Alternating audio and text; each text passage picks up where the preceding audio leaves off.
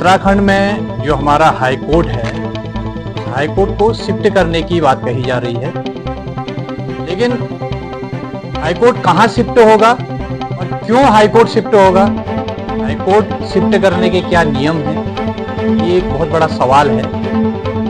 क्योंकि उत्तराखंड जो हमारा राज्य बना था, उस समय जानकारों का ये मानना है कि राजधानी भोपाल के किसी क्षेत्र में बनेगी और हाई कोर्ट जो है वो कुमाऊं में रहेगा, ऐसा जानकारों का मानना है।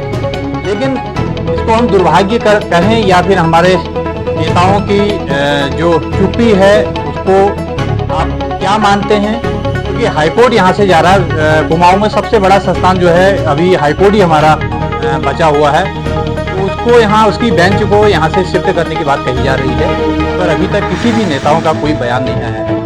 तो इस मामले को लेके हम आज एक बार फिर कांग्रेस के वरिष्ठ प्रदेश उपाध्यक्ष जो कर्नाटक जी के साथ हैं, उनसे हम पूछेंगे कि जिस तरीके से आज प्रदेश में रोजगार, शिक्षा, स्वास्थ्य ये मुद्दे गायब होते जा रहे हैं और दिन पर दिन नई चीजें निकल के आ रहे हैं, आम जनमानस कहाँ है।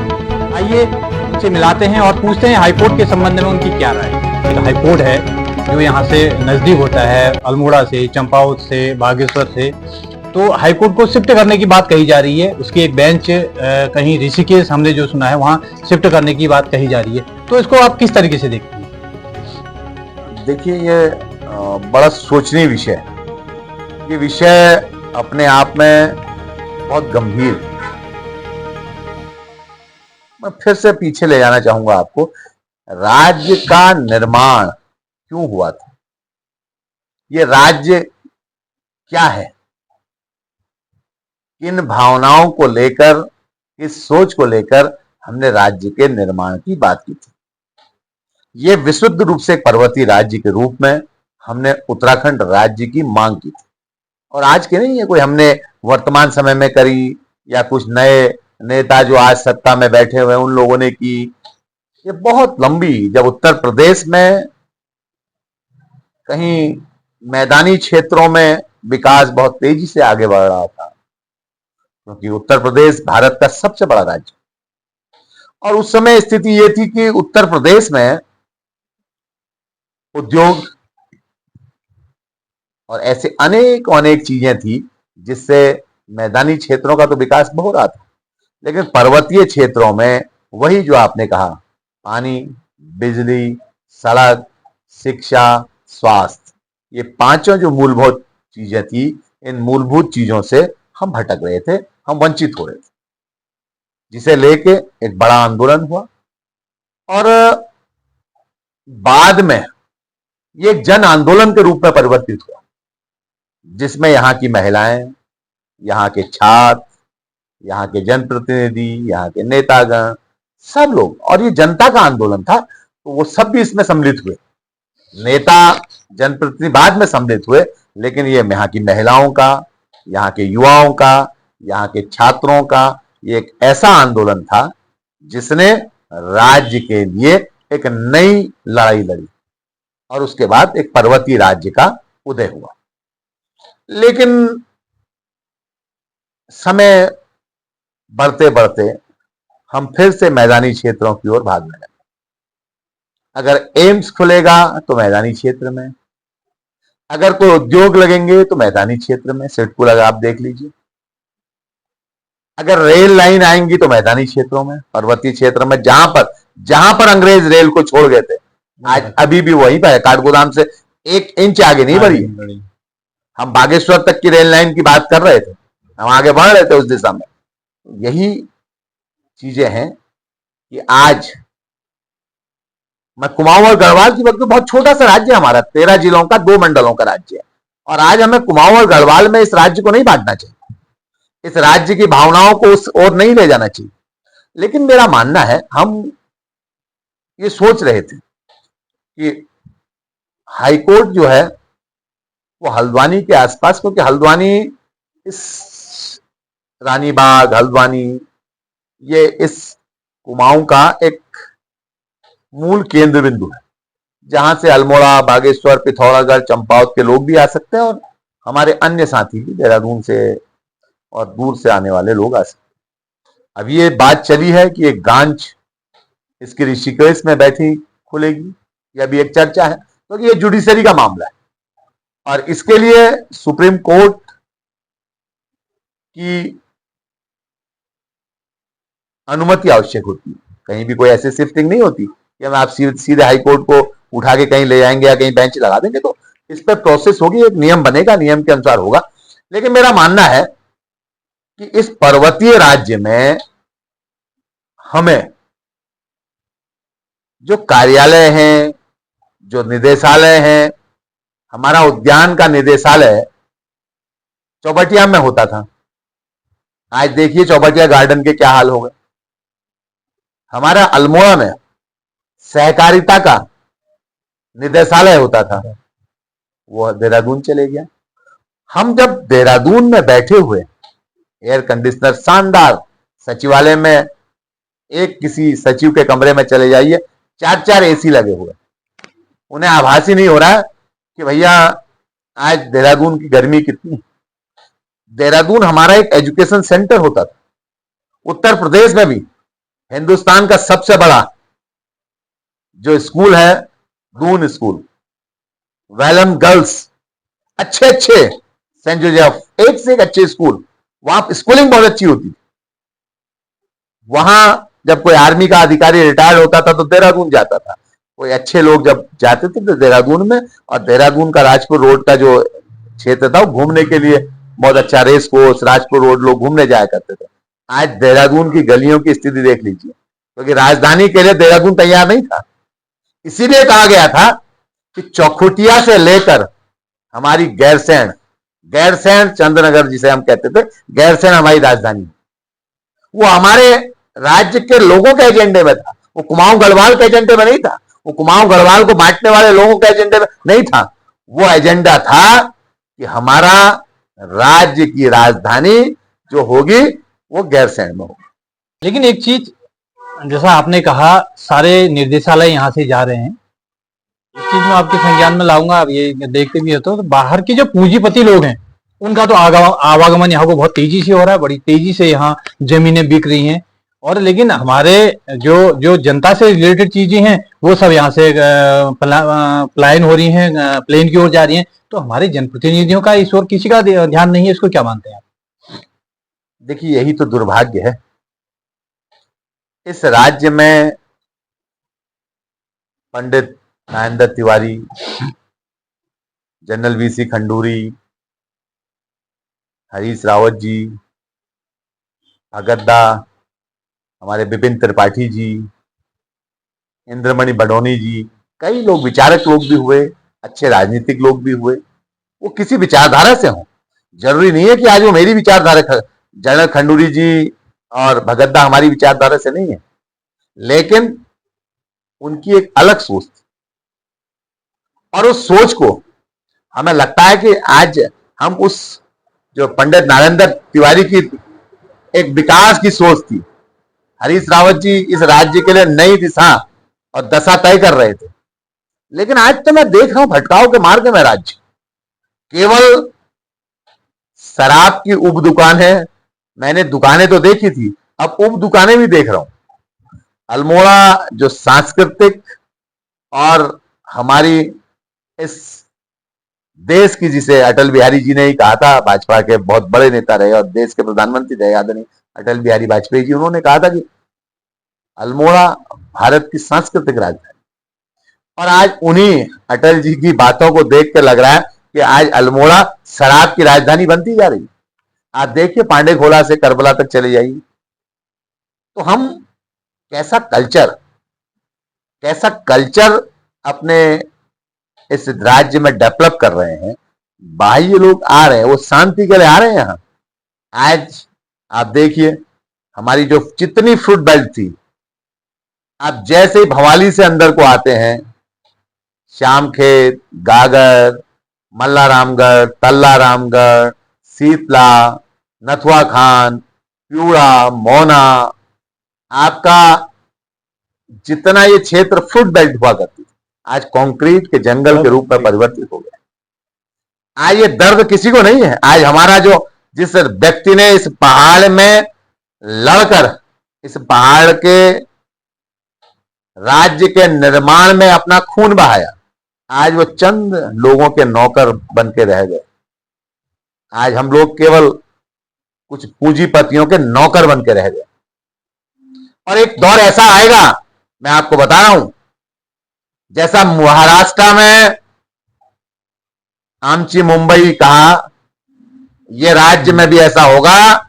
चुन चुन कर यहां का पहाड़ी जब बोलेगा, बोल पहाड़ी हल्ला बोल करेगा, तो फिर इन लोगों को अकल आएगी। नया आंदोलन होगा, वो उग्र आंदोलन होगा। उस आंदोलन का एक नया फिर दिशा और दशा बदलेगी इस राज्य की, क्योंकि आज युवा बहुत हताश और निराश है। आज युवा भ्रष्टाचार से, बेरोजगारी से, आज रोजगार नहीं है, महंगाई से हताश है, निराश है, नौकरी नहीं है। जो राज्य का हमने इसलिए बनाया था कि यहां नौकरियां मिलेंगी, यही लोग अच्छे काम करेंगे, यही हम होम स्टे करेंगे। चलिए रवि, हम थोड़ा मुद्दे से भटके नहीं, हम फिर बात करेंगे इस पर। हमारा मुद्दा है हाईकोर्ट शिफ्टिंग। जिस तरीके से हाईकोर्ट की ब्रांचों को ये खोल रहे हैं, क्या कुमाऊं क्षेत्र में कितना असर पड़ेगा अगर हाईकोर्ट की ब्रांच वहां खोलते हैं? उससे यहाँ के आर्थिक पे, यहाँ के पलायन पे कितना असर पड़ेगा? देखिए, पलायन पे तो कोर्ट से कोई असर नहीं पड़ता। पलायन तो रोजगार से असर पड़ता है। लेकिन जब किसी चीज को हम कहीं स्थापित करते हैं, तो उसके आसपास का बहुत बड़ा क्षेत्र विकास के मार्ग में आगे बढ़ता है। जब ऋषिकेश में एम्स खुला, तो पूरे हिंदुस्तान की निगाह में क्योंकि ऋषिकेश तो अपने आप में हमारी धर्म नगरी है, और ऐसी धर्म नगरियों में ऐसी चीजों को लाना उस नगरी के लिए अच्छा नहीं होता, क्योंकि वहां धार्मिक पर्यटन, बहुत ज्यादा पर्यटक हमारा आता है। नैनीताल में ही बहुत पर्यटक आता है, उससे नैनीताल की कई चीजों में बड़ा नुकसान हुआ। इसीलिए उसको हल्द्वानी के आसपास का देखा जा रहा था कि कहीं हल्द्वानी के आसपास वो खोल दिया जाए।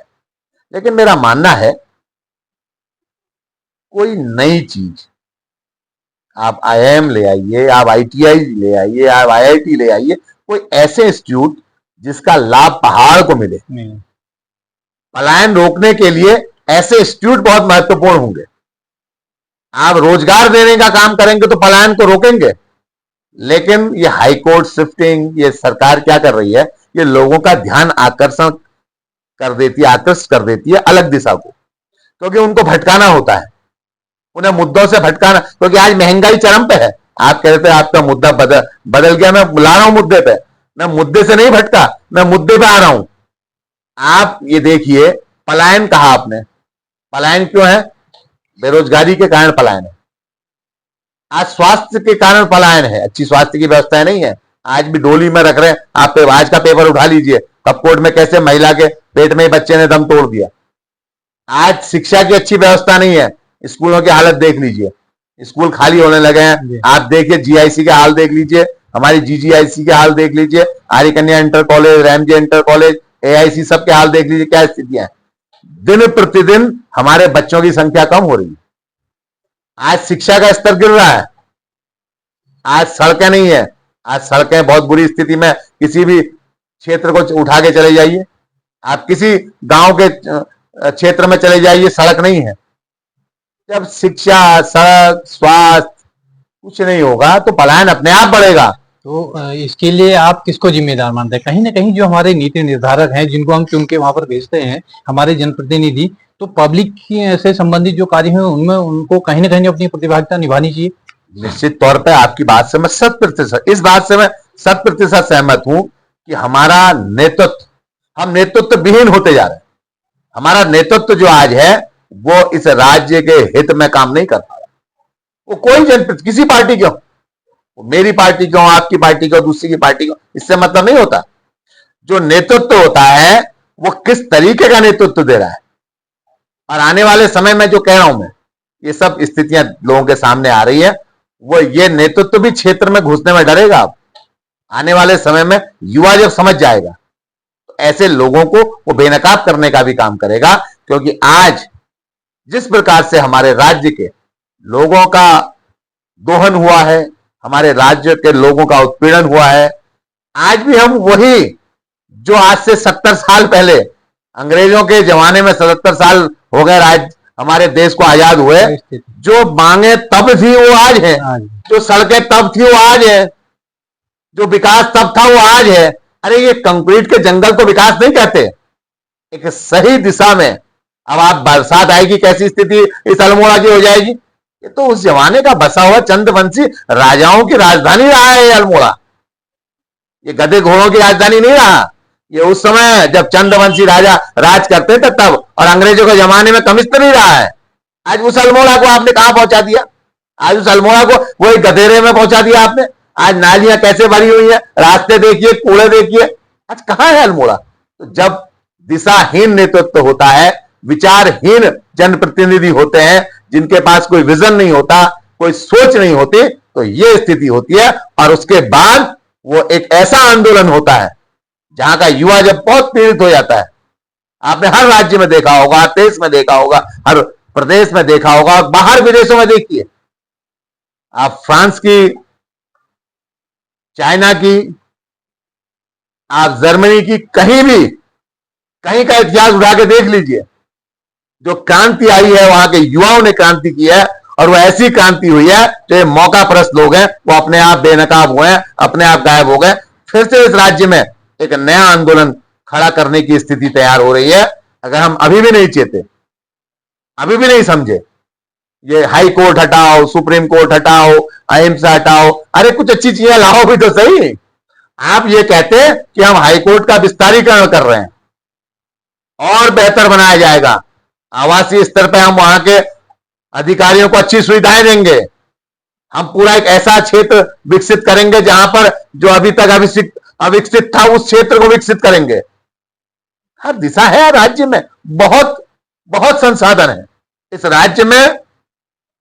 अपने आप में ईश्वर ने इतने संसाधन दिए हैं, अगर हम उन संसाधनों को सही तरीके से उसका सदुपयोग करें तो राज्य सबसे ज्यादा आत्मनिर्भर होगा। ये राज्य अपने आप में आत्मनिर्भर होगा। हमारे अल्मोड़े की अगर हम बात करें, अल्मोड़े में लगातार आपकी भी सरकार रही, पहले वर्तमान में बीजेपी की सरकार है, लेकिन ये चंद्रवंशों की राजधानी, इसको हम राजधानी कहते रहेंगे, लेकिन उसके बाद में इसमें कोई भी ऐसा विकास कार्य नहीं हो रहा। इतनी सरकारें रही, पक्ष की भी रही, विपक्ष की भी रही, कोई ऐसा यहाँ पर कोई फैक्ट्री नहीं लगी, कोई बड़ा ऐसा वो नहीं लगा जिससे लोगों को यहाँ पर रोजगार मिल सके। क्या कहेंगे सर? मैं वही तो कह रहा हूं आपसे, अपने आप में ये बहुत सोचनीय विषय। फैक्ट्री थी हमारी जो एक बहुत लंबे समय से जो स्थापित आल्स फैक्ट्री थी, हमने उसे बंद करवा दिया। हम केवल आज दूसरे की लकीर को मिटाने का काम कर रहे हैं। ये नेतृत्व का अभाव है, ये प्रतिनिधित्व का अभाव है। अच्छे लोग, लोकतंत्र में यही तो है, लोकतंत्र की यही तो सुंदरता है कि हम कैसे लोगों को चुन रहे हैं।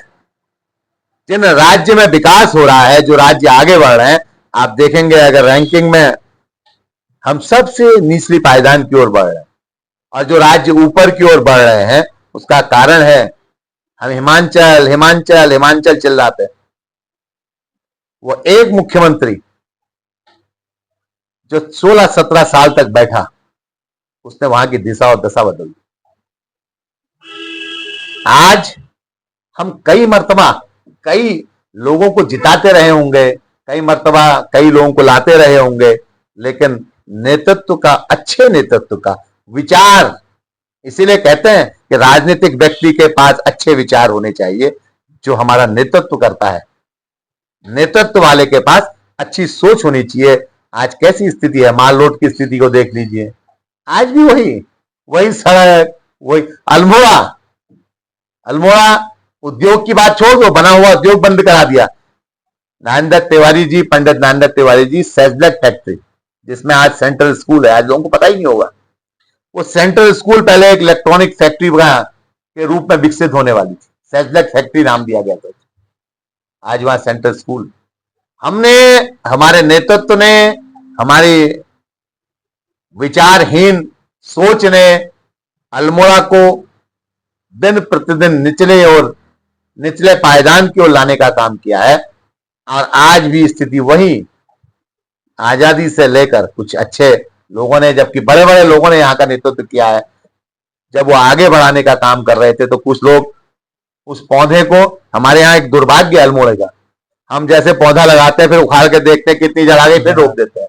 तो वो विकास के पौधे को रोपने उखाड़ने में हम लगे रहे, तो आज स्थिति यह है कि आज वो पौधा सूख चुका है, विकास रूपी पौधा पूर्णतया सूख चुका है। हमारे पास बेरोजगारों की लंबी फौज है, लेकिन उसको खत्म करने के लिए हमारे पास कोई विजन नहीं है। इसलिए आज ये बिना विजन के काम चल रहा है। तब हमारा युवा हताश है, निराश है, इसलिए पलायन की बात आ रही है। और उसके ध्यान को बदलने के लिए, पलटने के लिए आज ये शिफ्टिंग वाली और ऐसी जो बातें आ रही हैं, हम केवल झुंझुना देते हैं। हमने कहा एम्स आ रहा, कहीं और कहां चले गया पता भी नहीं चला। अरे खोल देना पहाड़ में, आप कपकोट में खोल दीजिए, बागेश्वर खोल दीजिए, कौन मना कर रहा है। आप रुद्रप्रयाग खोल दीजिए, टेहरी खोल दीजिए।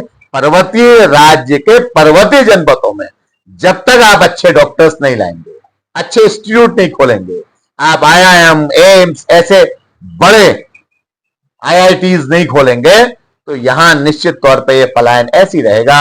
अब वो high school, inter, junior high school का दौर नहीं रह गया, वो बंद होने लगे। देखो आप, हमारी नीति के कारण आज जो स्कूल थे, IITs थे, पॉलिटेक्निक थे, अब वो बंद होने की कगार पे हैं। और पलायन अपने आप बढ़ेगा जब रोजगार नहीं होगा, जब लोगों को दिशा सही नहीं मिलेगी, तो लोग राज्य छोड़ के अच्छा क्रीम, जैसे पहले था आजादी के पहले और कुछ समय बाद तक, हमारा जो क्रीम था वो विदेशों में जाकर, विदेश की सेवाओं में जाकर वहां के साइंटिस्ट के रूप में उनको बहुत बड़ी मदद करने का काम करते थे।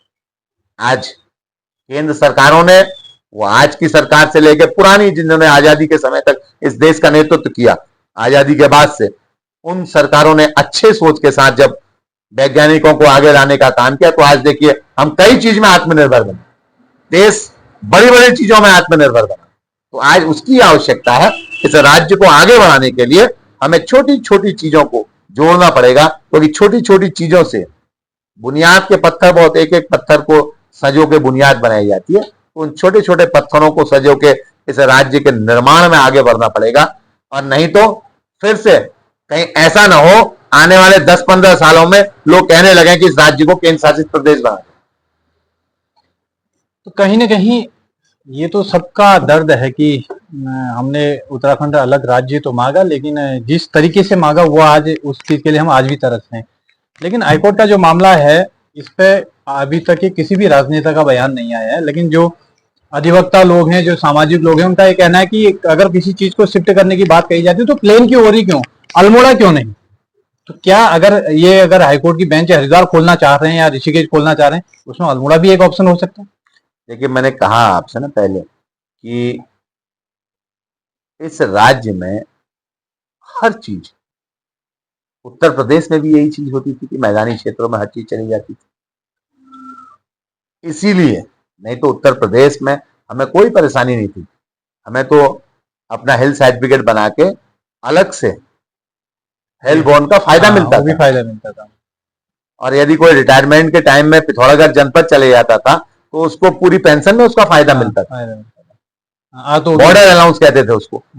आज के राजनीतिक लोगों को ये चीजें पता नहीं होंगी, लेकिन वो सब चीजें थी। बॉर्डर अलाउंस मिलता था, हेल्थ बॉन्ड हमें फायदा मिलता था, हेल्थ सर्टिफिकेट लगाते थे हम लोग, कोई परेशानी नहीं थी। केवल विकास उस समय के हमें लगता था कि हमारे मुख्यमंत्री, हमारे मंत्री अगर यहाँ से होंगे तो हमारे राज्य में अलग तरीके का विकास होगा, छोटी छोटी विधानसभाएं होंगी, छोटी छोटी चीजें बनेंगी तो उसका फायदा होगा। लेकिन मुझे लगता है कि आज जिस प्रकार से काम हो रहा है, कोई सरकार करे, वो दिशा और दशा खराब। जब राज्य की दिशा और दशा खराब हो जाती है तो चीजें आज देखिए आप, हर टीचर से लेके, इंजीनियर से लेके, डॉक्टर से लेके, वो यहाँ पहाड़ में नहीं आना चाहता। अधिकारी कोई पहाड़ नहीं आना चाहता। कारण क्या है? क्योंकि उनके पास सुविधाएं नहीं दी जा रही है। हम उनको अच्छी शिक्षा की व्यवस्था कर दें, अच्छी सड़कें दे दें, अच्छा यहाँ पर आपके स्वास्थ्य की सुविधा मिल जाए, तो निश्चित तौर पर आदमी आएगा, यहाँ रहेगा। बाहर से, दूर दूर से, कोरोना काल के बाद देखिए कैसे लोग फिर से पहाड़ की ओर दौड़े। बस कारण वही है कि हम पर्वतीय राज्यों की ओर ध्यान नहीं दे रहे हैं और हम मैदानी क्षेत्रों की ओर भाग रहे हैं। सरकार को सबको समान निगाह से, समान दृष्टि से देखना पड़ेगा। उसके लिए उतना ही महत्वपूर्ण, जितना महत्वपूर्ण मैदान है, उतना ही महत्वपूर्ण हमारा पर्वतीय क्षेत्र का अंतिम जनपद का जो अंतिम गांव है, वो इतना ही महत्वपूर्ण है। हमारा बागेश्वर हो, पिथौरागढ़ हो, चंपावत हो, अल्मोड़ा हो, या हमारे गढ़वाल के टिहरी, पौड़ी, रुद्रप्रयाग, ये जनपद हो, ये महत्वपूर्ण है इस राज्य के लिए। तो हमें सब जगह समान दृष्टि से विकास करना पड़ेगा, और जहां जो चीज स्थापित हो जाती है उसे हटाने के बजाय हमें उस क्षेत्र को विकास की ओर ले जाना होगा। नए क्षेत्रों में नई चीजें ले जाकर उस प्रकार से विकास करना होगा जिसका लाभ वहां की जनता को मिले, आम जनमानस को। लोगों का ये भी मानना है कहीं ना कहीं कि कुमाऊं से हमारे जितने भी जनप्रतिनिधि हैं चुन के जा रहे हैं, उनकी जो निर्णय लेने की क्षमता है उस पर कहीं ना कहीं सवालिया निशान है। और माना यह भी जा रहा है कि गढ़वाल के लोग जो हैं वो कुमाऊं पर हावी होते जा रहे हैं, इसलिए वो अपने यहाँ सुविधाएं चीजों को मांग कर रहे हैं। क्या ये क्या लगता है आपको? देखिए, ये लोगों के विचार हो सकते हैं, मेरा ऐसा मानना है कि ऐसा कुछ नहीं है। ये हमारे मुख्यमंत्री तो कुमाऊं से हैं, और हमारे कांग्रेस के प्रदेश अध्यक्ष भी कुमाऊं से। ऐसा कुछ नहीं है कि वहां कुछ मिल रहा है यहाँ ज्यादा मिल रहा है। ये एक राज्य है, इसमें कुमाऊं और गढ़वाल के उसे नहीं बांटना चाहिए। केवल इसको इस दृष्टि से देखना चाहिए कि ये पर्वतीय राज्य, और यहाँ के इस पर्वतीय राज्य के दोनों मंडलों के जो पर्वतीय जनपद हैं उनको विशेष रूप से हमारे केवल अल्मोड़ा, इस अल्मोड़ा का कुमाऊं का जो क्षेत्र है, अल्मोड़ा, बागेश्वर, पिथौरागढ़, चंपावत और नैनीताल, ये जो है ये पर्वतीय इसमें क्षेत्र आता है। और जो उधम सिंह नगर हमारा जनपद है वो पूर्णतः मैदानी क्षेत्र है। इसी प्रकार से हरिद्वार, देहरादून, ये वाला जो क्षेत्र है ये मैदानी है। बाकी जितना क्षेत्र ऊपर को गढ़वाल का आता है वो सब पर्वतीय क्षेत्र है, और वहां भी विकास की आवश्यकता बहुत आवश्यक है कि वहां भी समान दृष्टि से विकास हो। ऐसा नहीं है कि वहां के अपने पर्वतीय अंचलों के हम जनपदों को छोड़ दें, गांवों को छोड़ दें और हम कहें वहां विकास हो गया, ऐसा नहीं है। वहां भी विकास की आवश्यकता है, लेकिन मैदानी क्षेत्र पहले से विकसित है। अब देहरादून में आप क्या विकास करोगे? आप केवल मुंह के सामने ये कह सकते हो दिखाने के लिए कि हम देहरादून को क्या मॉडर्न क्या बनाया था, क्या क्या सिटी थी वो, मॉडर्न शहर बनाने जो एक नए स्मार्ट सिटी, स्मार्ट सिटी सुनने में बड़ा अच्छा लगता है कि स्मार्ट सिटी। हम आजकल देख रहे हैं लोगों को बड़े स्मार्ट बन के अपने कपड़े वपड़े पहन के स्मार्ट बने रहते हैं, तो स्मार्ट सिटी हो गई वो। स्मार्ट सिटी नहीं है देहरादून, तो पहले स्मार्ट सिटी थी, आज तो आपने उसको कंजेस्टेड सिटी बना के रख दिया। स्मार्ट सिटी बनानी है, पिथौरागढ़ को बना दीजिए, आप बागेश्वर को बना दीजिए, अल्मोड़ा को बना दीजिए, आप रुद्रप्रयाग, टिहरी, पौड़ी, चमोली इनको बना दीजिए। इनको स्मार्ट सिटी बनाने की आवश्यकता है, पहाड़ के जनपदों को स्मार्ट। अब नैनीताल तो अपने आप में ब्यूटी, एक ऐसा पर्यटन क्षेत्र है जो सैकड़ों वर्षों से वहां विश्व का पर्यटक आता है। अगर आप उसके उस सुंदरता पर ज्यादा छेड़खानी करेंगे तो वो हमारी सुंदरता खत्म हो जाएगी। उसकी नैसर्गिक सुंदरता है, उस नैसर्गिक सुंदरता को बनाए रखने की आवश्यकता है। उसमें ज्यादा अगर हम उसे छेड़खानी करेंगे तो उसकी वो ब्यूटी जो है, जो नैसर्गिक सुंदरता है, वो समाप्त हो जाएगी। तो मुझे मेरे सवाल का जवाब नहीं मिला। मतलब जैसे वो ऋषिकेश में ब्रांच मांग रहे हैं उसकी क्या खोलने की बात है, क्या अल्मोड़ा भी उसका एक ऑप्शन है? अल्मोड़ा में भी खुल सकती है? मैंने आपसे क्या कहा? मैंने अल्मोड़ा ही नहीं, किसी भी पर्वतीय क्यों नहीं खुल सकती अल्मोड़ा? अल्मोड़ा में तो विकास की अपार संभावनाएं हैं। अल्मोड़ा में हॉलबाग में आपके बहुत अच्छी हवाई पट्टी बन सकती है। अल्मोड़ा के दोनों छोर में विकास भवन के नीचे से लेके, और हमने तो जैसे डैम बना है, आज वो हम डैम की बात नहीं कर रहे थे, हम तो बांध की बात कर रहे थे। अगर बरसीम में एक बांध बन जाता तो नौकायन भी होता, आपके मत्स्य पालन का क्षेत्र में लोग कई उसका व्यवसाय करते, हॉर्स राइडिंग होती, फोटोग्राफी होती, लोग आते घूमते, जल क्रीड़ाएं होती, कई चीजें हो सकती थी। हमारा जो स्याल नदी है विश्वनाथ के क्षेत्र में, इधर एक बहुत अच्छी लेक बन सकती थी। सामने खाली जंगल पड़ा है, बॉटनिकल गार्डन बन सकता था। क्या नहीं हो सकता? अल्मोड़ा में तो अपार संभावनाएं हैं। अल्मोड़ा तो अब आपके मान के चले कटारमल तक फैल गया है, इधर आपके पूरा पौधार तक चले गया है, इधर बाड़ीछीना तक फैल गया है, और यहां नीचे क्वारापुल तक चले गया। अल्मोड़ा तो एक महानगर के रूप में विकसित हो गया है। तो अल्मोड़ा में हवलबाग का हमारा जो क्षेत्र है, वहां हवाई पट्टी के साथ साथ हाईकोर्ट भी खोला जा सकता है। क्यों नहीं हो सकता? कौन सी ऐसी चीज है जो अल्मोड़ा में नहीं हो सकती? लेकिन करने के लिए इच्छा शक्ति चाहिए, एक विचार चाहिए, एक सोच चाहिए, और एक विजन के साथ आप काम करना चाहेंगे तो किसी भी, यही नहीं, मैं तो कह रहा हूं पिथौरागढ़, बागेश्वर, चंपावत, कहीं भी आप कर सकते हैं, किसी भी पर्वतीय जनपद में कर सकते हैं, लेकिन आपको मैदान का मोह कुछ समय के लिए त्यागना होगा। एक 5-10 साल आप पहाड़ों में काम कर दीजिए, पहाड़ को उस लेवल पे खड़ा कर दीजिए जहां पर आज मैदानी क्षेत्र है, तो अपने आप में विकास बराबर हो जाएगा। विकास की गंगा पहाड़ में भी बहेगी और मैदान में भी बहेगी। चलिए अब इसको एक लास्ट दूसरे मोड में समाप्त करते हैं। 4 जून आने वाला है, सबको बेसब्री से इंतजार है, लगभग 4 जून आने वाला है। तो उत्तराखंड में खासकर आप किस तरीके से देखते हैं? जब ये, तब मैं आपसे पूछ रहा हूँ कि इस समय वोटिंग कम हुई है, वोटिंग इससे पहले भी जब कम हुई थी तो उसके कुछ रिजल्ट अलग थे, तो एक बार फिर वोटिंग कम हुई है, उसको आप किस तरीके से देखते हैं? देखिए, मैंने देखा, मैंने अल्मोड़ा का चुनाव भी देखा, थोड़ा टाइम नैनीताल, और ज्यादा समय हरिद्वार में। मुझे लगता है कि लोग हताश और निराश है। पहले एक उत्साह था लोगों में, क्योंकि 14 और 19 का चुनाव वो एक अलग दौर का चुनाव था, वो मोदित्व का चुनाव था, वो अलग, बिल्कुल। और उसमें लोगों को लगा कि राम राज आएगा, राम राज बैठे त्रिलोका, हर्षित बैठे एक गए आशा थी लोगों को। एक नई सोच थी कि कोई व्यक्ति आ गया है, उसने देश में ऐसा परिवर्तन कर देना है कि सब कुछ हो जाएगा, और वो 15 लाख भी आएंगे, 2 करोड़ नौकरियां भी आएंगी, सब जो घोषणाएं थी, जबरदस्त घोषणाएं कि वहां से स्विस बैंक से पैसा घसीटते हुए आएगा और विमानों से नीचे को फेंकेंगे, और बिल्कुल, और विकास ऐसा होगा, अपने आप बह रहा होगा। लेकिन अब वो लोगों को लगा ये तो खाली कोरी घोषणाएं थी, कोरे वादे थे, कोरे भाषण थे, केवल कुछ पूंजीपतियों को हजारों हजार करोड़ बांट दिए गए, और सैकड़ों किसान जंतर मंतर में अपने प्राण त्याग गए। जो रोजगार की बात थी, हर वर्ष 1-1 करोड़ रोजगार छीनने का काम किया, कोरोना के बाद से रोजगार छीने, तो आज वो चुनाव वाला नहीं।